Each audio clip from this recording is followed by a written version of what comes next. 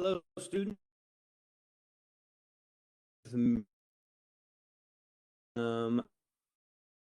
Go over 20. Get my timer again.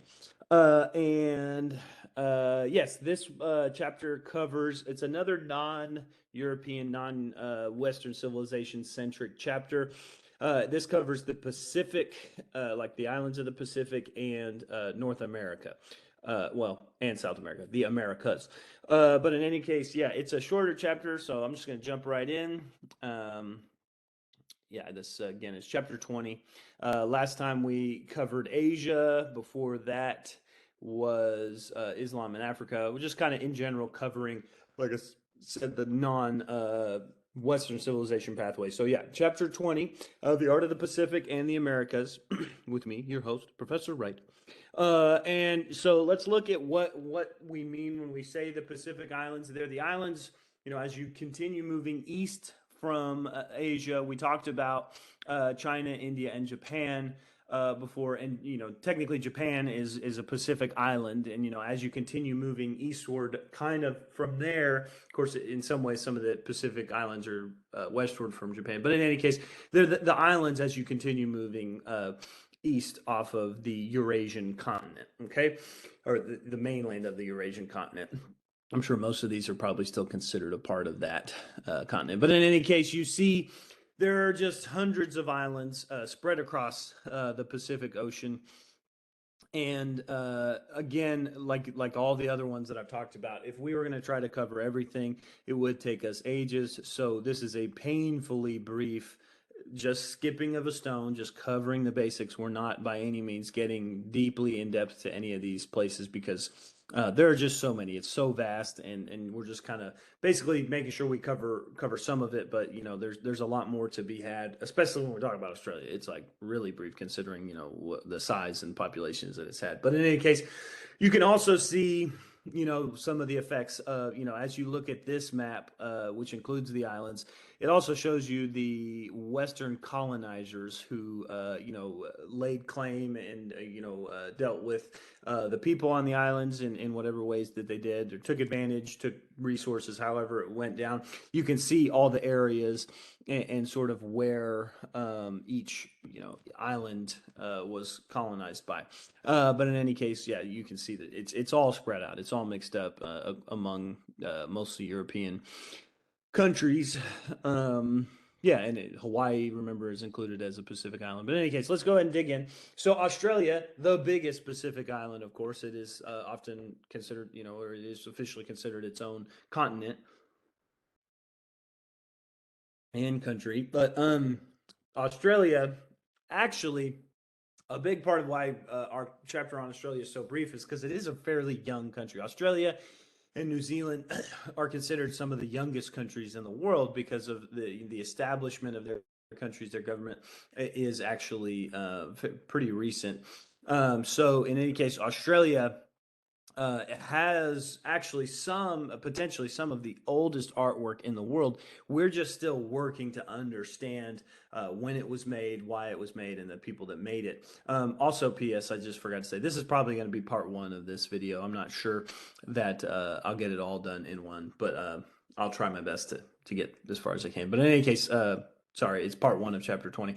But the rock art of the ancient Aborigines from around 30,000 BC is some of the earliest in the region, and that means it's kind of right up there with some of the earliest cave paintings and things that we've seen in the world, right? So just much like in Europe, those Chauvet and Lascaux caves, we're seeing cave paintings done with different types of minerals and pigments, mostly in the red, white, black kind of tan range. And yes, there are animal images, but there's also some more complex humanoid type figures that are showed in Aboriginal art, which is pretty cool, something different. And most of the artwork in these early cave paintings and rock arts that we have seen seems to be indicative or influenced by indicative of or influenced by their religion, and is built around the dream time, most likely. So the dream time is their concept of the spiritual plane. It's where you are before you live on Earth, and it's where you go to after you live in Earth. And it's this kind of idea of like a river or a flow through the universe. And yeah, we see that the humanoid figures are kind of boat-like or fish-like in ways. And we actually have there are modern artists that are working in ways that sort of reflect these ancient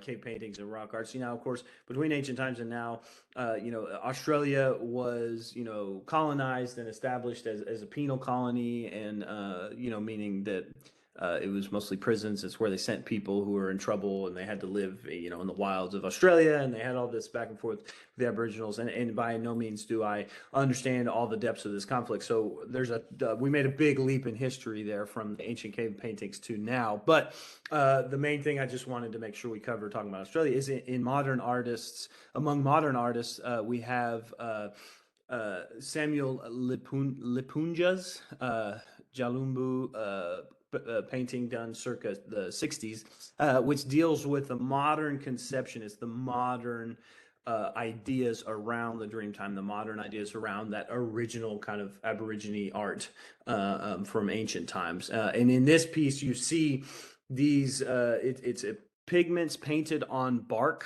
and you see images just like so much of the world we've seen so far of animals, some sort of it's again indicative of some sort of veneration of animals, or animal spirits being connected to ideas of the spirit world. But you see a bird, a tortoise, a catfish, and the coffin itself. This piece itself kind of reflects what would have, been painted on a coffin, and it has a coffin painted on it. That's this kind of square shape. And you notice that the coffin is meant to look like the fish. It is meant to look sort of not that much different than the birds or the tortoise, right? And so these animals, they're all related to the river and like the movement of the flow. And this river is what they call the dreaming, right? It's a river into which you're born from and you return to when you die. So it's kind of funeral rituals that are displayed here. And again, we see that sort of tan, red, black, and white. That is again indicative of those colors they would have used in the Aboriginal paintings. So it's pretty cool, right? And even you can see in the ancient pieces that the human figures were almost looked at like not much different than the fish and the sort of elongated animoid figures. In any case, that really is kind of all I'm going to talk about with Australia, although, of course, there's much, much more, but that gets us started. There's a strong support system right now for modern artists and contemporary artists working in Australia, including Indigenous artists. But in any case, that's a whole nother discussion of the 20th century. Since we're mostly talking about ancient times in these chapters, in Australia is mostly done, something that developed in the 20th century, right, where it's pretty brief. But in any case, talking about some other islands, we have Melanesia, or New Britain, which was famous for one of its masquerade rituals, and it's the art that followed that. They're the duck spirit dancers.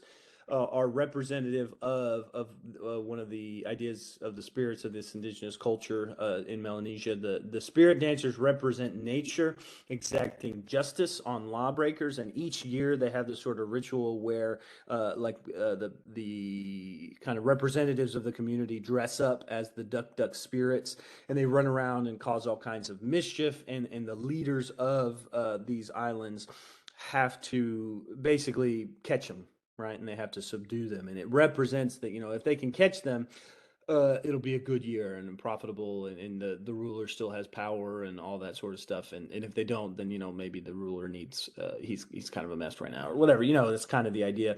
And it's still reflected, at least until modern or near modern times, they were continuing this ritual, and the masquerades themselves are really the art that you want to see. It reminds me of like something from, Nightmare Before Christmas. This one, for some reason, really does. But in any case, yeah, that's one of the islands. Another island, of course, and among one of the most famous is Easter Island, or Rapa Nui is the official name, or is the traditional name of the island. And of course, the most famous thing that we know of from Easter Island is the Easter Island heads. You know, the dum dum one gum gum kind of joke from Night at the Museum, is that what it's in? In any case, these monumental figures reside on this is the most remote island of the Pacific. It is unknown what they represented to islanders, maybe ancestors, maybe guardians, maybe spirits, but there are thousands of them. This is not something there's just a few of, but the deal is we don't really know because the island was, inhabited, people moved to it. It was colonized, I guess, by ancient people groups of the Pacific. They lived there for a long time, then they ran out of resources, and then they left.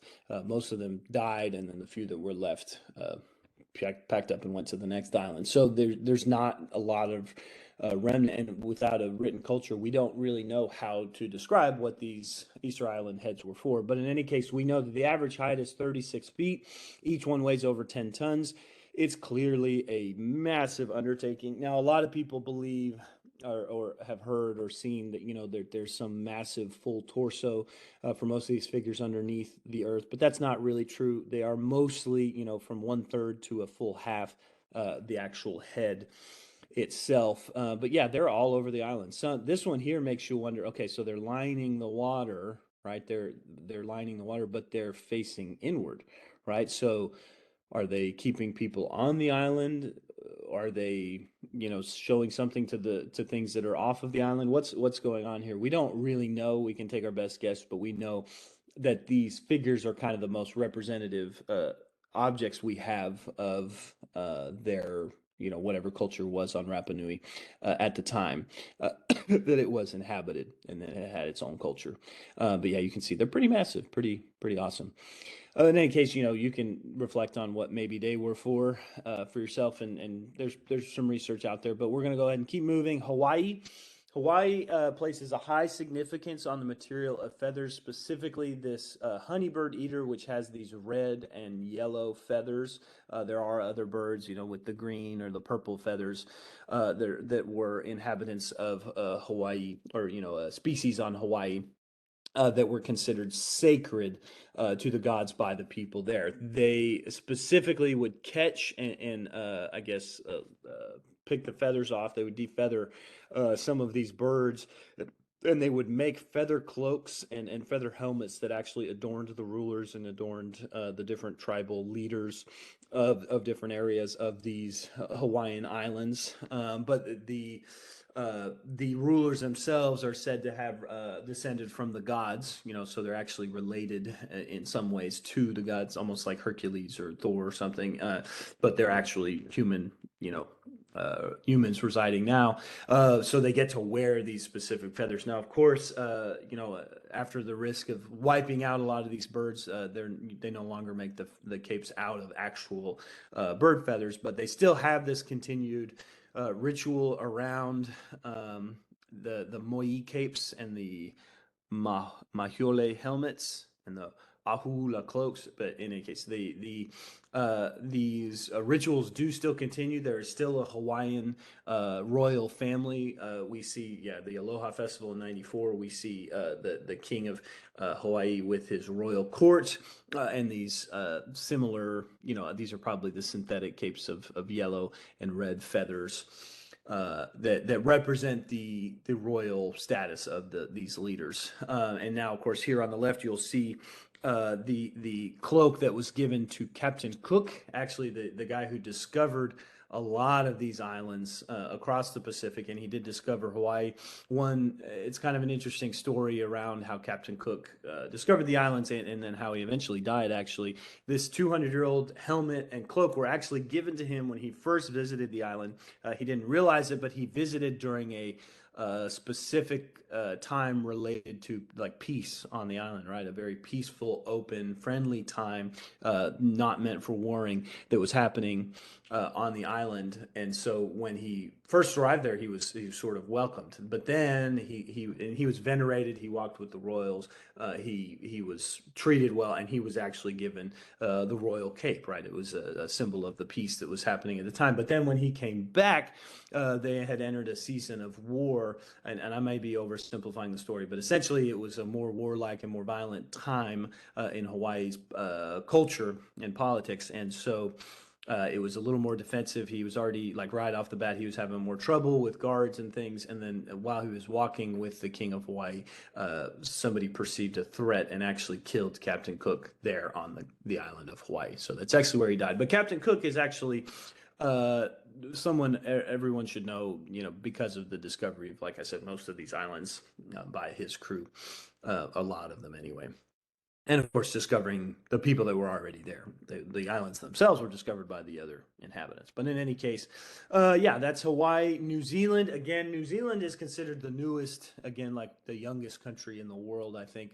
That may have changed by now, but it's the youngest island or something like that. But in any case, the Maori are the main kind of indigenous culture that resides on New Zealand and its islands. They place great value on their the gender roles, and actually kind of the sky father is the sort of main deity, and the architecture of their men's meeting hall, it was sort of spiritual and ritual practices in older times were relegated to largely a man's role, and the men's meeting hall was actually usually built to represent the body of the Sky Father, with a ridge that was the spine of the Father. The rafters were the ribs. I used to have a picture of the front. You could actually see they have a face, of the Sky Father on the exterior. But it's like when they enter the hall, they're actually entering, the body of the Sky Father.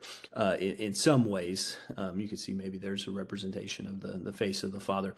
The Sky Father. But then there are other decorations across the inside of the hall. There are figurines. There are warrior figures that are posed. They're usually carved into the spines or the ribs of the building. Right, they're in the pillars. And this highly decorated, repeated motif.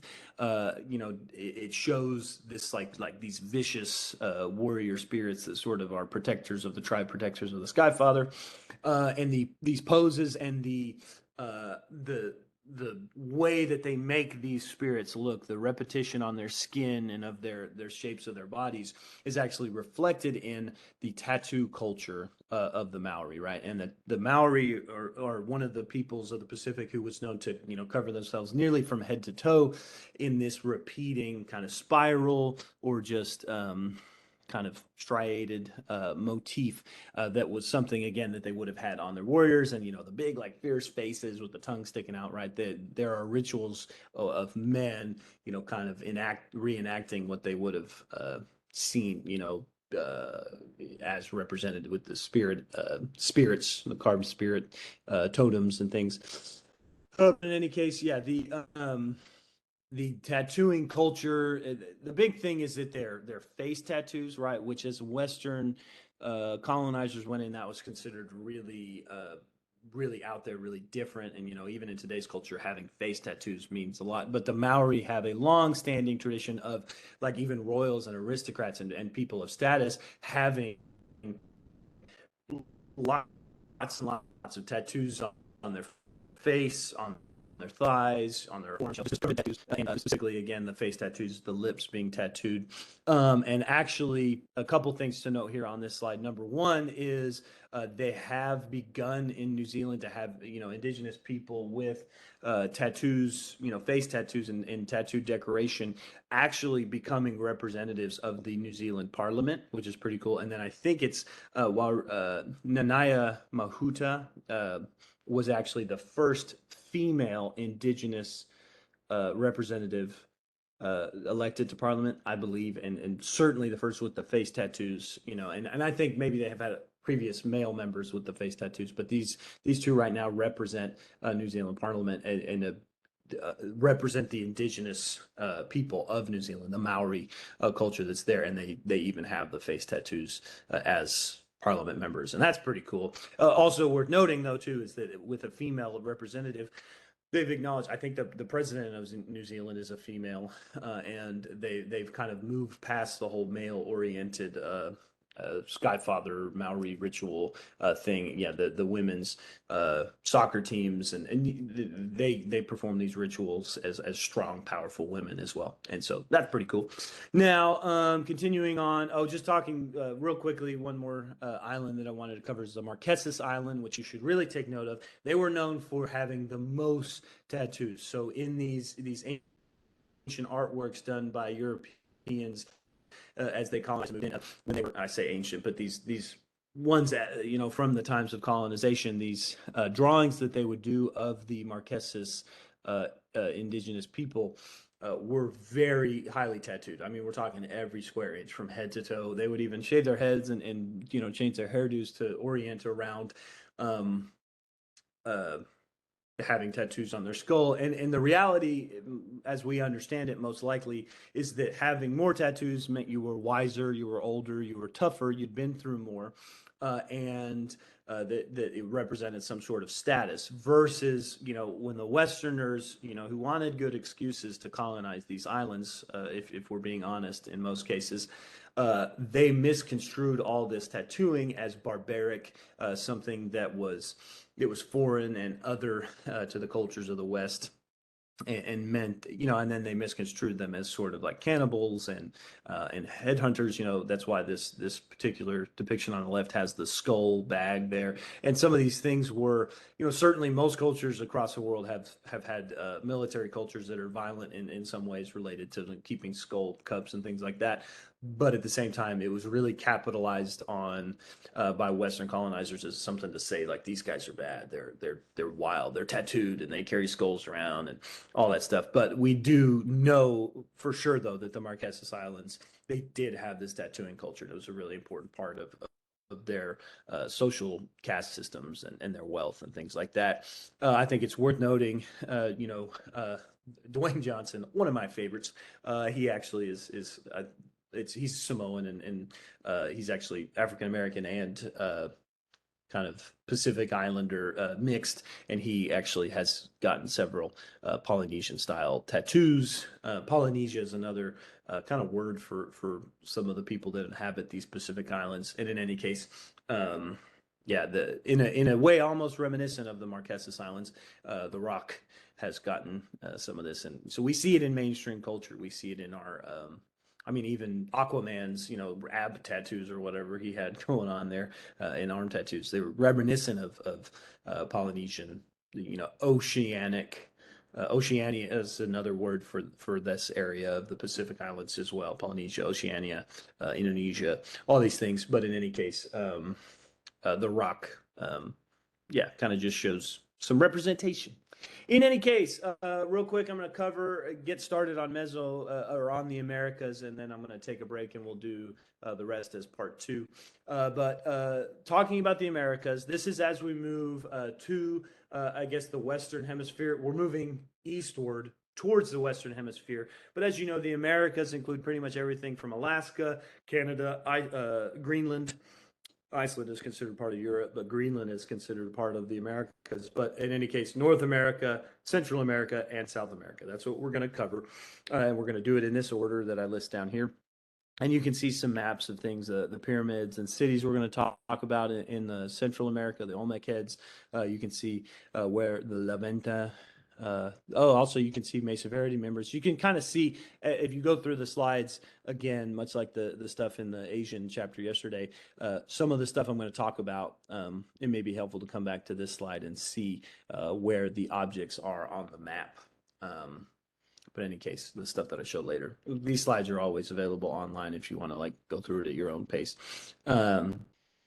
But in any case, before we talk about the Americas, let's talk about what led to the settlement of them. So people traveled, most likely, as far as we understand, they traveled from Asia to the Americas via a now submerged land bridge called the Bering Strait.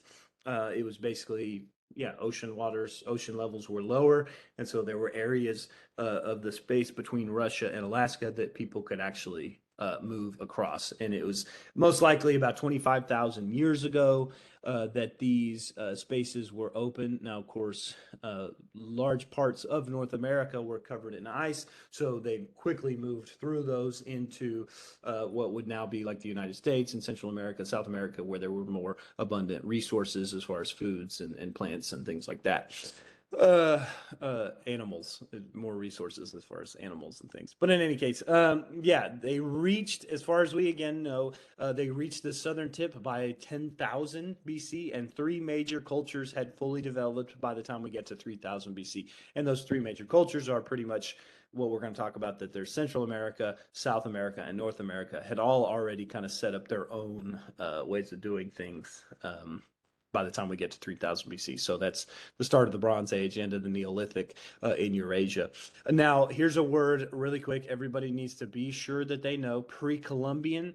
It means from the Americas, anything made in the Americas, from the Americas, just happening in the Americas before the arrival of Christopher Columbus. Pre-Columbia means America before Columbus. Okay, so an object, if I ask you to identify an object, it can't be something made in Asia before Columbus. It has to be made in America, and it can't be something made in America after the arrival of Columbus, right? Those two things are an important part of it. In the America and before Columbus. Pre-Columbian seems pretty easy to remember to me. But in any case, we're going to start by talking about Mesoamerica, or what we now call Mexico and the Yucatan Peninsula. I believe, Guatemala and the countries around that. What are the other countries? The countries between basically the United States and South America are considered Central America. But El Salvador, that's the one I was looking for. But El Salvador, Guatemala, Mexico, Panama, places like that are considered Central America or Mesoamerica, just middle is what that means. But the Olmecs are the earliest culture that we kind of know some things about. They're one of the earliest prominent societies of the Americas. The Mayans formed around the same time, but this is one of those things where the Mayans form in one little place, and the Olmecs are forming over here, and then the Zapotec and the Mixtec and all of these other people are kind of growing in population at the same time. But the first powerful, like prominent, more fully developed society is the Olmec, right? Just remember that the Mayans don't really fully finish forming until about 250 to 900. But in any case, let's see the map here. Teotihuacan is the Mayan capital, Tenochtitlan is the Aztec capital, and the Olmec heartland is down in here, La Venta. In this area, the Mayans really start out in the Yucatan Peninsula, Tulum and Chichen Itza, areas like that. But in any case, prior to the Mayans fully developing, we mostly have the Olmec in this area right here. Oaxaca's down here. Now, of course, as a Texan, I should know much better and much more clearly the separations of different cultures. But in any case, we'll just get started. But the oldest people, the Olmecs, as far as we understand, the word Olmec basically means the rubber people, the people from rubber country. I think that they may have had some sort of conception story around people being made by the gods out of rubber. But this is, in Mexico is where the rubber tree is discovered, right? And it's also that leads to rubber balls. Were invented by ancient Mesoamerican people. Chewing gum was invented by Santa Anna, actually, using rubber, and so rubber is actually an important resource. As odd as it is to say, it's an important resource from this area, and it goes, its use stretches back even to the early cultures. So the Olmec people, they're this people that made huge pyramids. They were fully developing their cities in ancient times, like I said, about 1500 to 300 BC. And the Aztecs later saw these structures and other arts of the Olmecs and decided that the Olmecs must have been, either made directly by the gods or very, very inspired by them. Basically, that they may have been gods themselves, and they revered the Olmecs accordingly, right? Especially like I said, considering how large and how massive some of these ancient Olmec pyramids are, and remember, they're from the same time as the pyramids in Egypt, right? There's no way that these people had any contact, and yet they were building very similar structures, and it's very interesting. But it's especially true, yeah, of these. This is the temple or the pyramid, the main uh, temple at, and I want to say the name of like the sun and the moon, but I'm afraid I'll say that wrong. I think that may be more of a designation for some Mayan temples. But in any case, the Olmec capital of Teotihuacan has these massive pyramids that really show off some of the feats of the Olmecs. But there's also these colossal heads that were developed by the Olmec culture, right? These are around La Venta in that Olmec heartland, and then they have these just huge carved heads, almost Easter Island like. There's no body, but they're just the stone heads, or there's clay heads, um, and it's also worth noting that it is one of the things that we base a lot of. Oh well, we have geology that tells us how possibly that people could have moved from Asia into America in ancient times, but actually the art of Mesoamerica, it basically has been a question in the minds of people who observe the art of these ancient times, just basically pointing out how similar ancient Olmec people's art is to the looks of Asiatic people. Right? Basically, when people in Mesoamerica ancient times carved images of themselves, they looked like Asian people or Asiatic features, at least, and similar art in ways to the art that was made by people in Asia. So that's one of those things they use to compare. I don't know. That seems a little loose for me, especially considering in most ancient times, the technology they have around carving faces and things, it limits how accurate they were. But in any case, it's just one of the things that's pointed out as potentially connecting the Americas to Asia. They also look a lot like Pacific Islanders, and I don't know, just some of the I don't honestly, this little baby figure being held by this jade figurine looks a little bit like a Maori spirit to me. But I don't know. We're drawing connections that we don't really have a way of fully saying. But we do know that this art was made by the Olmecs, and it's indicative of some of like the height of their technology and their wealth. The jade that comes from Mesoamerica, I love. This is absolutely the most beautiful jade in the world to me. This dark, like luscious green that comes out of the ancient Olmec cultures. But in any case, yeah, this is some of the art that we see, and then that we don't know just a ton about the Olmecs, but they probably it's probably not like all of a sudden all the Olmecs were gone and then the Mayans took over. It was probably a transition of the central focus of power from the Olmecs to the Mayans, and the Olmecs were still around and kind of became other groups. But in any case, we know that the Mayans sort of take the center stage by the 250s, and that may not even be the right way to put that. But we know we start seeing more Mayan art, and we have discovered more Mayan art from this time, and we see some of the Mayan culture appearing and developing across Mesoamerica. But the Mayans were mostly artistically represented by their calendar, their architecture, and of course their scenes of ritual bloodletting. There's also the maize gods and things like that we'll talk about. But the main thing is these stela that show the calendar, the architecture, and some of the rituals they would do to appease the gods or speak with the gods to conjure up visions. So I do want to just point out first off, real quick, looking at the calendar, those three things, we can see this is a calendar highly decorated. It has the sort of face features, the bird and animal figures that we see in a lot of Mayan art. But there's also worth noting to me, what you have to kind of take away from the calendar is a writing system, right? This is all just symbols, dots and slashes and shapes, but they tell a story, right? And it's not just through pictographs. It's actually symbols that say something to the people that are looking at it, which means it's a writing system in and of itself. So I think you have to kind of take note that the Mayans had some writing systems by the time their calendar was even developed. They already had writing systems, they already had number systems, they had really complex mathematical systems in order to get these. Now, most of them are oriented to the stars and celestial bodies and stuff like that, but their writing system is also somehow related to rulers and things like that. But they have names written out of rulers from ancient times. And it's worth noting that this is before European cultures have any writing system, right? And I mean Northern European, but in the Mediterranean, we know writing systems developed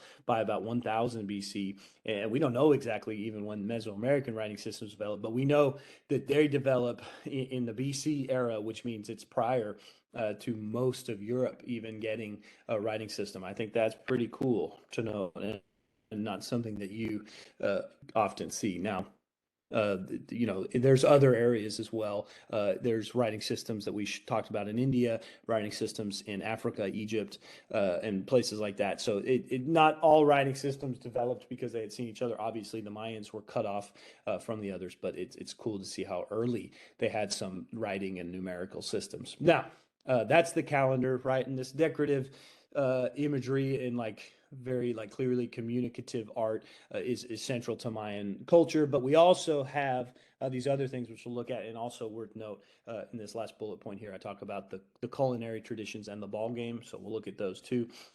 Now, of course, the architecture of the Mayans is sort of not that much different than the Olmecs, right? They have these pyramids, these sort of monuments spread across the Yucatan and their cities. And I made a mistake earlier. I said Teotihuacan was a Mayan capital, but Teotihuacan is actually the Olmec capital that later the Aztecs build Tenochtitlan near. In any case, sorry, just wanted to correct myself there. But yeah, the La Pyramid here, or the Temple of Kukulkan in Chichen Itza, Mexico. This is a Mayan temple, and we see across their architecture, they have, these are stepped. They're not much different than like ziggurats and things that we saw in Sumeria.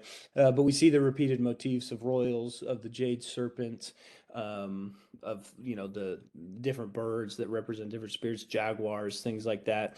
Also in these buildings, they have great stela, which again we talked about, basically are large stone tablets that you typically tell a story. These are lintel pieces that have relief sculptures carved into them that show what I was talking about earlier, the bloodletting rituals of the Mayan royals. Now, what basically happened here, and we know it's especially happened in times of distress when the royals really felt like they needed to connect with the gods. They would essentially cut themselves. Actually, male leaders would often cut their genitals and bleed themselves, and other royals would cut their tongues. And actually, what we're seeing here is, yeah, these are royals that have cut. I think this one's cut her face, I believe, but in the one on the left, this is a leader that has cut their tongue, and they're running a rope through it, and the rope collects the blood, and as they bleed out, they're going to start to see the gods and hear from the gods. Is essentially the idea, right? It's an offering. Which then we get into well, they're losing blood, that's why they're doing, well, all that kind of stuff. But we don't know. But the idea is that we see here, after this royal has sort of performed the ritual bloodletting, that now they're communicating with a god appearing from a serpent. They also, I think it was marigolds, was a type of flower that they would eat that had hallucinogenic properties that allowed them to communicate with the spirit world and things like that. But we do know, again, we see the stories of these rituals kind of encapsulated in these stela. Now, there's also, I think it's worth noting, the writing symbols that are all over the stela, again, kind of telling a story or giving dates and things like that. But yeah, these are kind of get an insight into the ritual life of the royals. And then worth noting too is what we talked about, the architecture, the calendar, and then the ball game. To me, it's like an early form of basketball. It's well known. They would use, like I said, they invented the rubber ball, and they had this heavy ball that they would try to get through loops, and they were defenders, and I don't know all the rules exactly, but I do know that in a lot of the games they had these crazy armor pieces you can see in this bottom right image that were supposedly like super heavy. Some of them even had like stone panels or hardwood panels that made it very heavy, and they would run around and they couldn't use their hands. They would use like different parts of their bodies to bounce the ball through the goals. And of course, there are famous stories of uh, the losers would be sacrificed to the gods and things like that. And while it's entirely possible that this happened, in isolated incidents, that losers of the ball game would be sacrificed. It's more connected, I think, to if you read any of the ancient Mayan creation myth. There are all these games between like human heroes and the gods, and the losing team has to die and go to the underworld and stuff like that. So I think it's probably more related to that than necessarily human sacrifice, although we do know that the Mayans performed sacrifice. Again, typically in times of great distress. We know there were like sacrifices and blood rituals and things like that, at least in some Mesoamerican cultures. Out there, but that's also true of most cultures. Celtic cultures have similar stories, and it's actually hard to know because a lot of those stories come from the people who later on decide that they need to colonize these people, and they're telling everyone about how crazy these people are. Like I guess, like quote unquote, like something to paint them as like barbarians, something to make them as other, that's what colonizers do, and so some of that the true ritual gets mixed up with propaganda, I guess you might say, or something. And actually, yeah, but in any case, the ball game is really synonymous with Mesoamerican culture at the time. You can actually go see some of these like armor belts in some museums. They have like the full set, for the games. They have little deities that have the armor on that's almost connected back to the game. Again, there are, obviously too in times like ritual renditions of the game, like times where they're playing purely for the ritual of reenacting the interaction of humans and gods. But in any case, yeah, it's really, a big part of Mayan culture. And I don't know if y'all caught it there, but real quick, my computer did glitch and it crashed. And I actually, now I'm just jumping back on and it's continuing. So I'm just going to splice it together, edit out some weird stuff in the middle there. And we're just going to do this all as one part. I don't usually like to do that because it makes the file too big. But in this case, I think it will be the easiest. But in any case, some other things we need to talk about, just in continuing on Maya in this second part is the maize god and Mesoamerican cultures. And potentially connected to the Mayan cultures, this veneration of maize as one of the things that potentially like the gods grew the people almost like off of corn, ears of corn and things like that. And there's also another creation story where the people are made of clay, but then those types of people, it doesn't work out. So the gods kind of recreate humans from other things, including corn. But in any case, it's most likely that they had this ritual, this deity around the fact that corn was one of the main staples of the food across Mesoamerica, and still remains that way now. Maize, tortillas, and things like that are an important part of Mesoamerican culture even today. In any case, another specific, in terms of, well, I actually also like to say, I forget about this, but they also bred chilies in Mesoamerica, and we see some of the first like peppers used in food in the Americas, in Mesoamerica. And I always like to say, well, it was pointed out to me that they likely did this because corn is so bland, they wanted the peppers to have flavor. So I always say that Mesoamericans were like the first foodies. But in any case, we do know, and adding to that discussion of the culinary arts of Mesoamerica, Mayans also cultivated and drank cacao drinks, so basically chocolate cocoa bean type of things. Now, sugar was not invented until like 200 years ago, so they didn't use a sweetener as much. There was honey in across the world, but it was used in limited amounts. But for the most part, cacao was actually at the time of the Mayans a savory drink. It would have been mixed with like chili. And it was also highly caffeinated, like true cacao beans have caffeine. And so it would have been a really like energizing drink, and you can actually see why they may have. It had a lot of really good like nutrients, especially for a society where there wasn't an abundance of like livestock type animals and things that are providing meat and milk. There's some, but for the most part, they're surviving on what's growing, and corn is one of those, and yeah, chocolate as well. There's all you can actually see in Fort Worth some really amazing chocolate cups from Mesoamerica on display in the Kimball again. But yeah, these are terracotta. Painted with different slips and different finishes to allow um, kind of different colors and different looks. But in any case, yeah. So the terracotta, that's kind of the last thing. Those are the arts of the Mayans that I want to talk about. But then let's talk about after the Mayans sort of rise to power, they last all the way through around from 250 BC to around 980, and then again the Mayans don't just like go away, but they sort of subside in power, and the center of power in Mesoamerica kind of shifts to the Aztecs, who go back to a lake, Lake Texcoco, near the Teotihuacan capital of the Olmecs, and they build their own capital, Tenochtitlan, in the lake Texcoco, and that eventually does become Mexico City. But we see there's all kinds of cultures still happening. The Mayans are still over here in the Yucatan Peninsula. There's the Zapotec south of the Aztec, the Mixtec as well, are part of kind of the overarching empire of the Aztecs. But in any case, they arise and reach kind of full size around 1200 AD.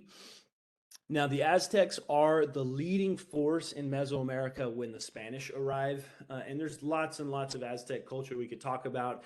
We could talk about that their cities have running water. They again, we've already talked about how they would have chocolate after the Mayans. They have really good gold working by the time that the Spanish arrive, which actually we'll talk about again in a second. But in any case, the Spanish arrive. They treasure their gold. They treasure their art. They treasure that chocolate.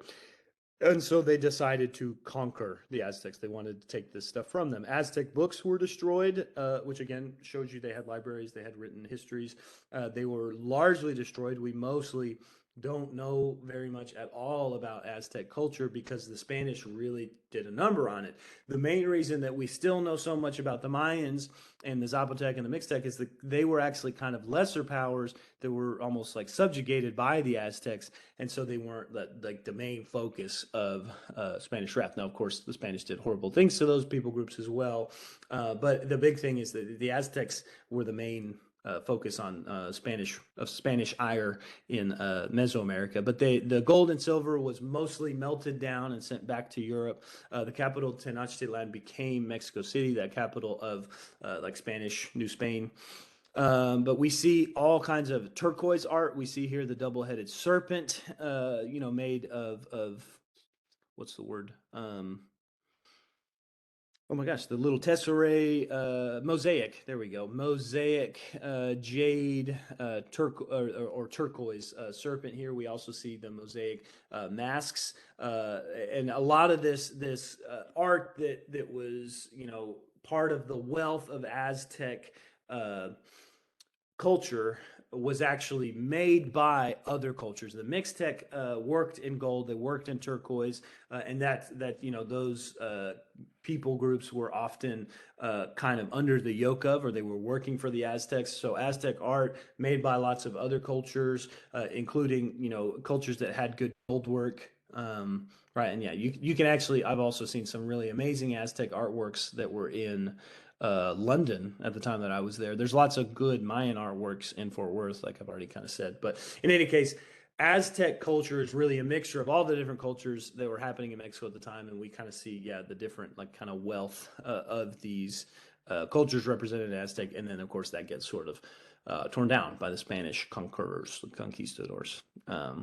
But yeah, we do know they had sophisticated craft work. Now let's talk about South America real quick. South America, North America, I'm painfully brief on. South America, the Moche and the Incans were the dominant forces of South America. The Incans would have been from Ecuador down through Chile, Peru. Now, the Mocha, I think, were kind of Colombia and Peru. Like it's all kind of Incan and Moche were kind of at the same time. You can actually see here that the Mayans would have been, I guess, this sort of blue area, and the Aztecs the gray. Again, so you can live there. See, they're living simultaneously, but the Aztecs have the center of power. In any case, The mountain monuments still stand today, including Machu Picchu. Their metalwork would eventually prove to be the undoing of the cultures, much like the Aztecs and their wealth, having all that turquoise and gold from their subjugated people groups and their own workers leads to their undoing. The same happens for the Incans. If you get wealthy and then the Spanish show up, they're going to take your wealth. But yeah, the Moche and Incan, they kind of come from Peru. Moche culture, yeah, okay. So it's kind of pre-Incan, and it's a small kind of people group in Western Peru. But some of the earliest art that we see in South America is these kind of well, and I wouldn't even say it's the earliest, but some of the best preserved artwork that is early from South America. These earthenware vessels made by the Moche.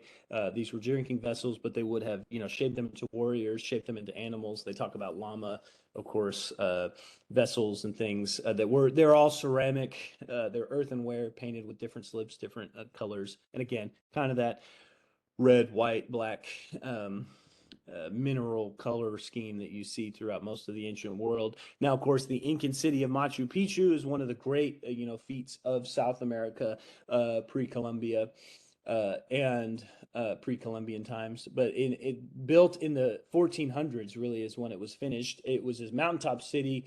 They leveled the peaks of the Andes and built this just amazing city on top of the mountains. I don't know. It's amazing to me that people got up and down there, especially with the material goods. But they had a vast and sophisticated sewer system like the Aztecs.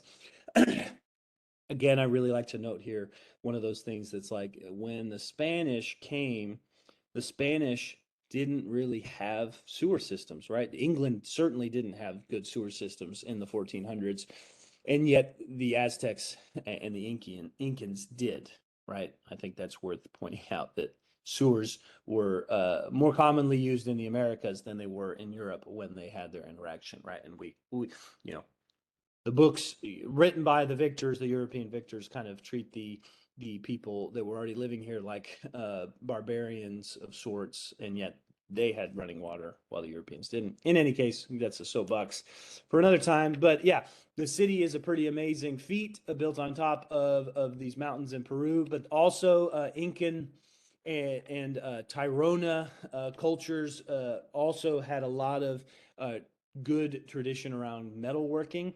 Lost wax metallurgy, which we learned about in the sculpture section, they had their own form of it. Again, it's amazing to me because they didn't have connection with the Roman world, and yet in these cultures that existed before Spain made its way to America, we have lost wax gold objects being made, lost wax bronze, and things like that. And we see some images of their kind of royals, the venerated spirits and characters, some of their ornamentation they would have used for rituals. We also, of course, have lots of llama imagery. Here's a gold llama.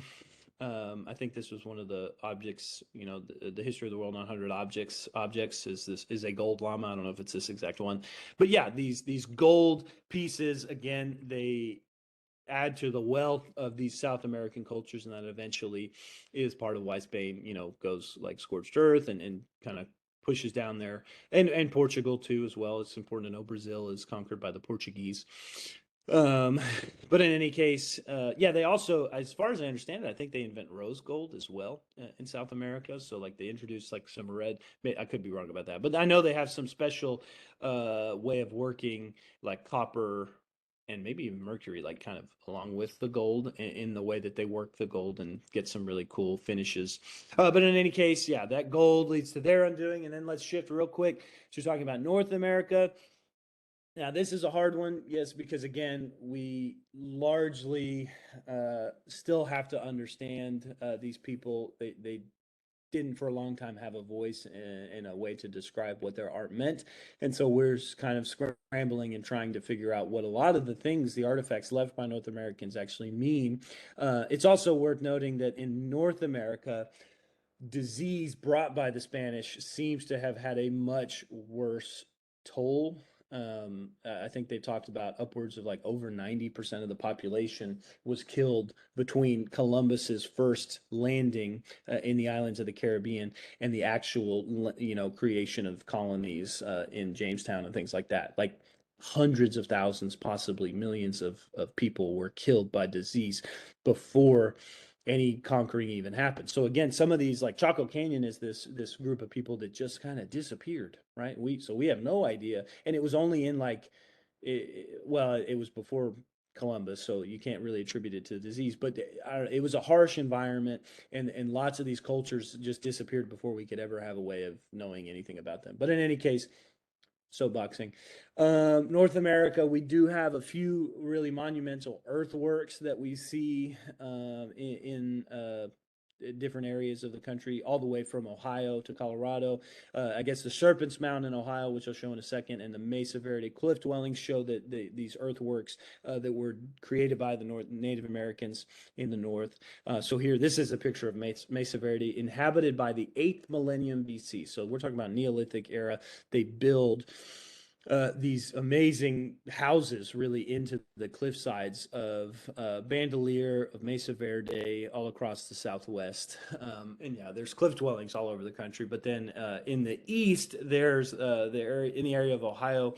This would have been kind of, I guess, like Pueblo and just sort of Western culture versus in the east, it would have been Mississippian Indians and I guess Manhattan Indians. You know, these words actually come from the people that lived there before.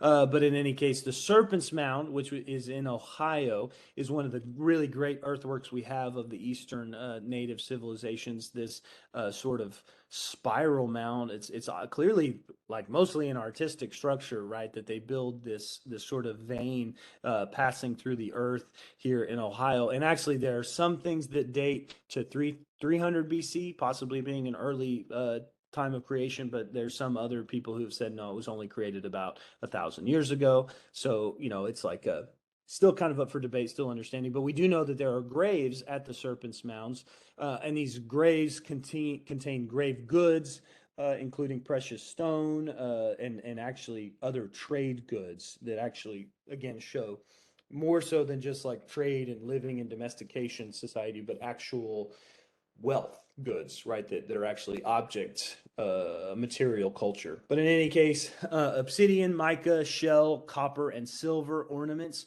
are all traded kind of among these groups in the East.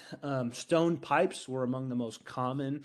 Hopewell stone pipes, which are the ones that I show, are kind of the most common types of pipes. Hopewell is one of the cultures there in the East, and it shows again the kind of growth of tobacco culture that was already there by the time, again, that Europeans settled. And by the time whenever it was made, whether 300 or 1,000, we know that by that time they had carved stone pipes. So tobacco was in common use and trade.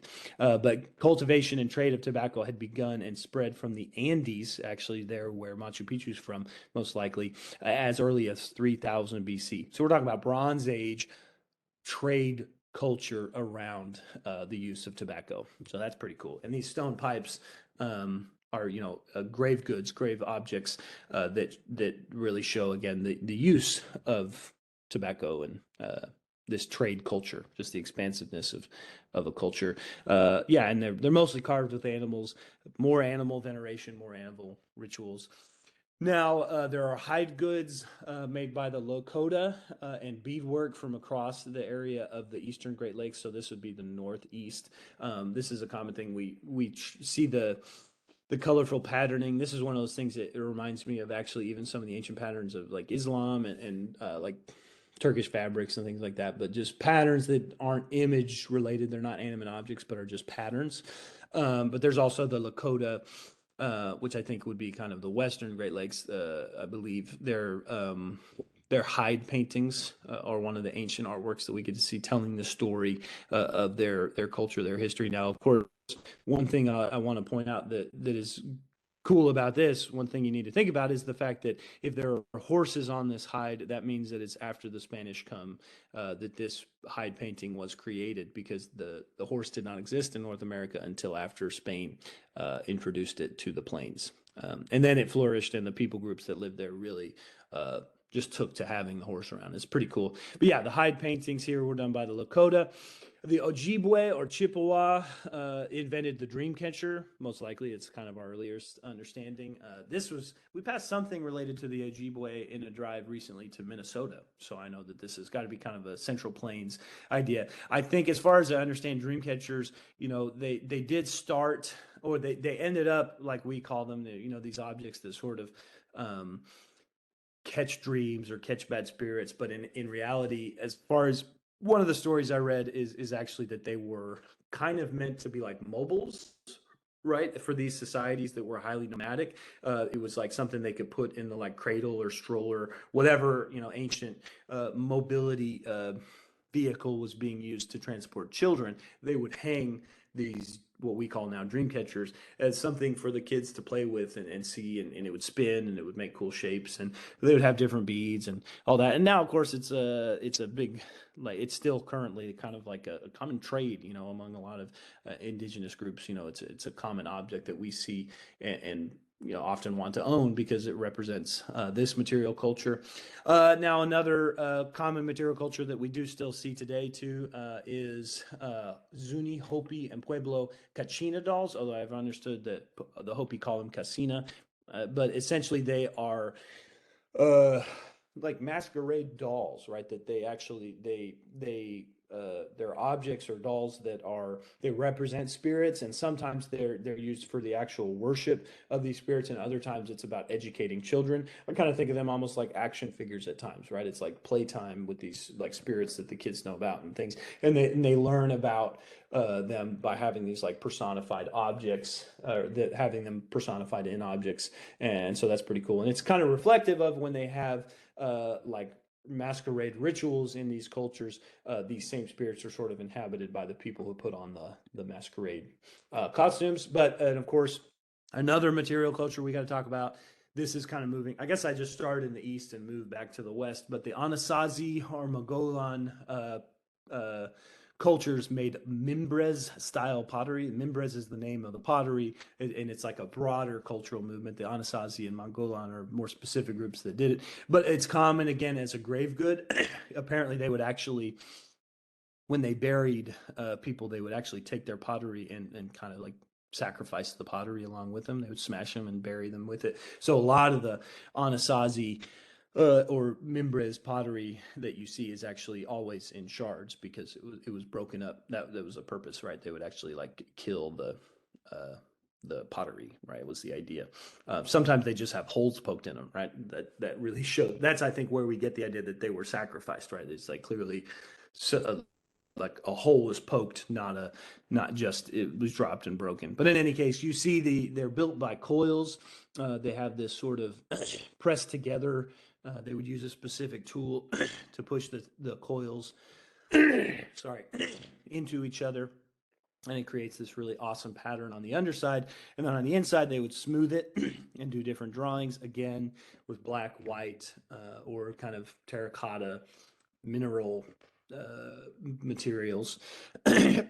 Now, sometimes they would also pit fire them, which is how they get the black carbon.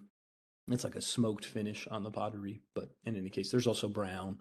But yeah, they're most basic kind of naturally occurring pigments. Again, much like Moche or Mayan pottery. But now also I just want to kind of close out by talking about masquerades. We talked about masquerades across many cultures. It's a way for people to kind of reenact or recreate the idea of like a spirit, but that is actually in the world with them. And so the Navajo and the Kwakiutl have masquerades that kind of represent their stories. This is the four cannibal birds of the Kwakiutl. This is in the Pacific Northwest, is where the Kwakiutl are from. And the Navajo, who are actually kind of known now for being in the Southwest, in ancient times would have actually also been from the upper Pacific Northwest area. They actually came down and kind of attacked and moved into the Southwest in ancient times, as far as we understand it. But Navajo culture actually what's cool about the overlap there is that in Navajo culture, and probably true of the others, when they dress up in the masquerade, it's the same sort of characters that you see in the Kachina dolls of like other cultures around the time, or they're what they would use as Kachina dolls or Casina dolls. But in any case, this is Nayan Nezgani, is the mythical Navajo hero here represented by this mask. Um, but yeah, pretty impressive stuff. And actually, the Four Cannibal Birds is this whole story about the cardinal directions, right? Northeast, southwest, and kind of that was what it was really all about. And it really, when they say cannibal birds, what they mean is like carrion, or birds that eat dead bodies, like vultures and things like that. Now that said, too, I want to point out, this is how I usually close this one. I think it's pretty cool. So the Kwakiutl use this imagery of birds in the Northwest in their masquerades, but it actually looks a lot like another bird that is often culturally kind of used in the Northwest. And I think it's worth pointing out how much, to me, basically this mask looks like the logo of the Seattle Seahawks, right? So the Seahawk being a bird, probably at times a carrion bird in the Northwest that kind of follows. And it's just kind of cool to see. For me, I don't want to dumb down or like simplify, ancient culture, but I think it's cool to think about they're looking at the same world that we are now, and the same bird that we used to represent, the football team is also one that represented an ancient spirit in this ancient culture. But in any case, that kind of wraps up uh, this chapter and the chapters in general on like the non-European, non-Western civilization through line. So I am going to go ahead and in there. Next time we're going to kind of jump back and see some other kind of older cultures. We're actually jumping back in time. But in any case, I hope you enjoyed it. Let me know if you have any questions, and I will talk to you again soon. Thanks.